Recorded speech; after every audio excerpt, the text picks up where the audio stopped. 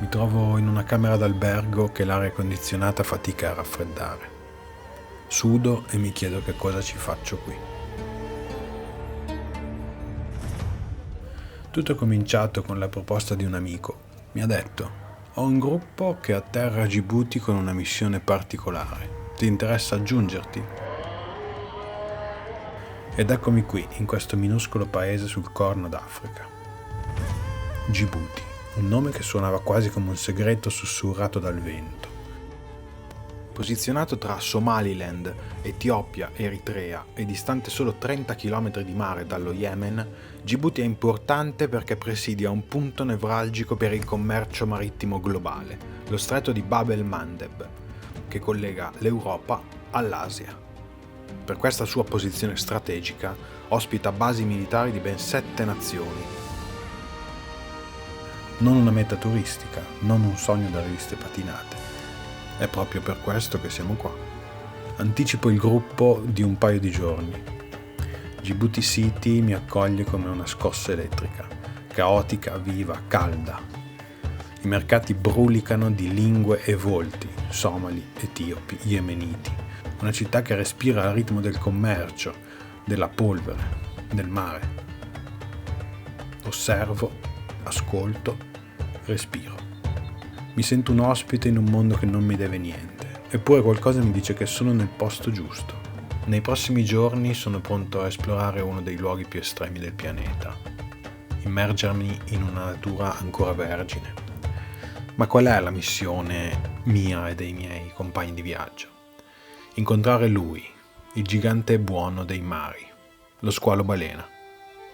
La stagione è proprio all'inizio, non è detto che ce la faremo. Ora si parte, il viaggio comincia. Saliamo sulle jeep insieme a guide locali, ci addentriamo verso il cuore arido della terra. La civiltà si assottiglia, le strade diventano piste, poi scompaiono. Davanti a me è un paesaggio che sembra venuto da un altro pianeta. Il sole picchia, l'aria vibra, stiamo entrando nella Dankalia. Qui si trova uno dei punti più bassi del continente africano ed è anche uno dei più caldi, un ambiente tanto ostile da sembrare dimenticato persino dal tempo. Avanziamo lenti, superando carovane di dromedari guidate da nomadi Afar, volti scavati, occhi fieri. Vivono con poco, ma conoscono ogni pietra, ogni silenzio di questa terra. Siamo ormai al confine con l'Etiopia. E poi, come un miraggio, appare l'Akabè.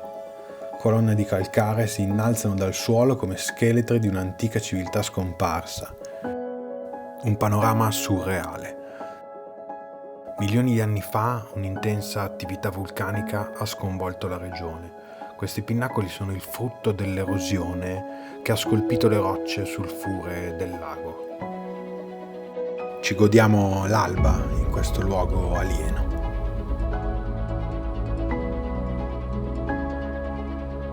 Ma la vera sorpresa è la vita che gli scorre intorno. Fenicotteri, gazzelle, uccelli migratori. In questo scenario che pare morto, la natura intorno a questo lago ha trovato il modo di vivere, di fiorire in silenzio.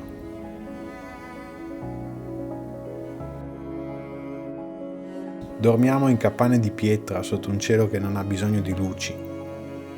E lì, nel buio perfetto, sento una pace che non sentivo da tanto. Il giorno dopo, di nuovo in 4x4. Ci aspetta un altro lago decisamente affascinante. La formazione della Kassal è il risultato di un complesso processo geologico legato all'espansione della crosta terrestre. La regione è infatti situata lungo la Rift Zone dell'Africa orientale, dove la crosta terrestre è sottile e soggetta a estensione. Questa attività tettonica ha creato una depressione profonda che si è successivamente riempita d'acqua, formando il lago. Continuiamo a muoverci, risaliamo le profondità della terra, verso un altipiano remoto. Poche persone mettono piede qui. Il sole è violento, pochissima ombra, ma ciò che ci attende vale ogni passo. a Burma. Una parete di roccia incisa migliaia di anni fa. Gazzelle, giraffe, scene di caccia. Storie lasciate da mani antiche che volevano dirci: noi siamo stati qua.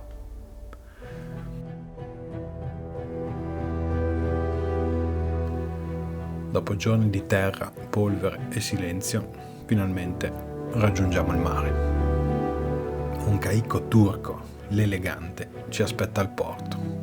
Per i prossimi giorni sarà casa nostra. Appena salpati qualcosa cambia. La polvere scivola via dal corpo, la mente si alleggerisce. La vita a bordo è semplice, ritmata dal vento, dalla luce, dal rumore dell'acqua contro la chiglia. Il tempo si dilata. Lontani da tutto, impariamo a vivere con poco.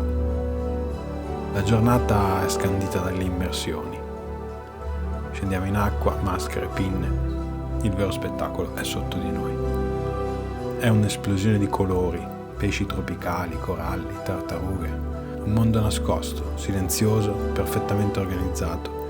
E noi solo visitatori di passaggio.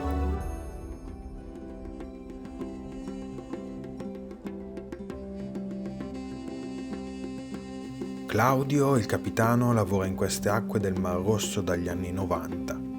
Vive questi mari come un guardiano, un padre. Osserva, conosce, racconta. Considerando quanto sono poco frequentate queste acque, penso seriamente che sia uno dei più profondi conoscitori di quest'area di tutto il pianeta. Soprattutto facendo immersioni, ha approfondito le coste, i fondali, ne padroneggia i dettagli. Con la sua guida l'Elegante, il caicco che ci ospita, ci culla in una melodia lenta e rassicurante. Siamo in mezzo al nulla, ma ci sentiamo a casa. I giorni si susseguono tranquilli. Le immersioni sono intervallate da approdi su spiagge senza nome. Ci sentiamo un po' come antichi esploratori che mettono piede per primi su lembi di terra sconosciuti e selvaggi. I segni del passaggio dell'uomo sono quasi invisibili. Noi però siamo arrivati qui con una missione.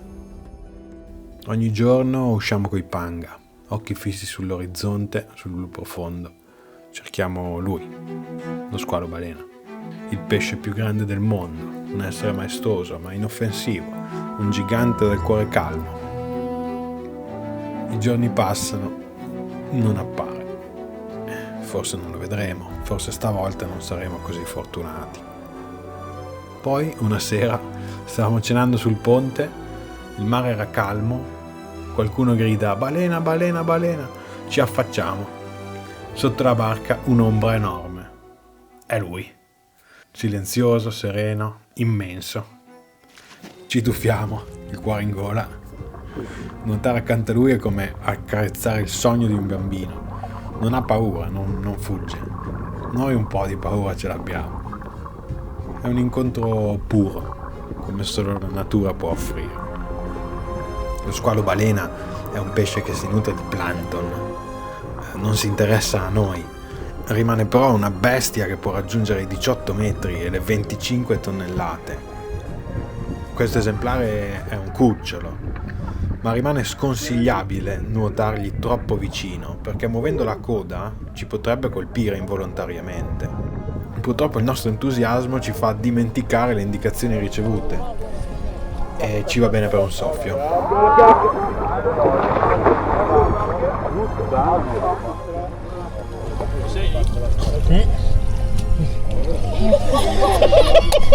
Raga, ho visto la morte in faccia, la coda mi è passata 1 centimetro dalla faccia.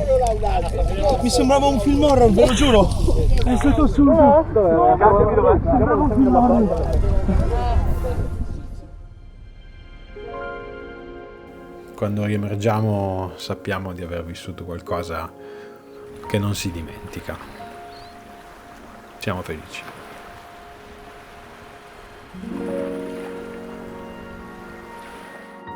Gli ultimi giorni scorrono lenti. Non vediamo mai un'altra barca né una costruzione umana. Siamo soli nel mondo. finalmente. Il ritorno è silenzioso, meditativo, nessuno ha voglia di parlare, tutti stanno digerendo qualcosa di profondo.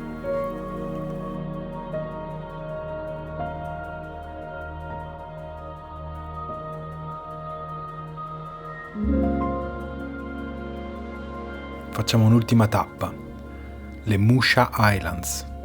Claudio le odia perché sono un po' troppo vicine alla città e nel weekend si popolano di militari in congedo che arrivano dalle tante basi di molte nazioni che circondano Djibouti Town. La realtà è che anche questo posto così poco considerato da Claudio in realtà è un paradiso tropicale. E oggi è deserto.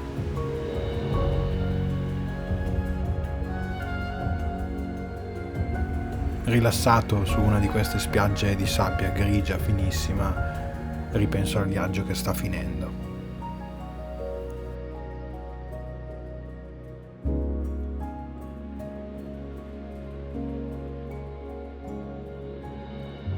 La nostra missione l'abbiamo compiuta, ma non è solo quello che ci ha lasciato qualcosa dentro. In questi giorni abbiamo sbirciato in una finestra temporale, apprezzato un modo di vivere antico ma presente. Abbiamo capito che tutto è relativo.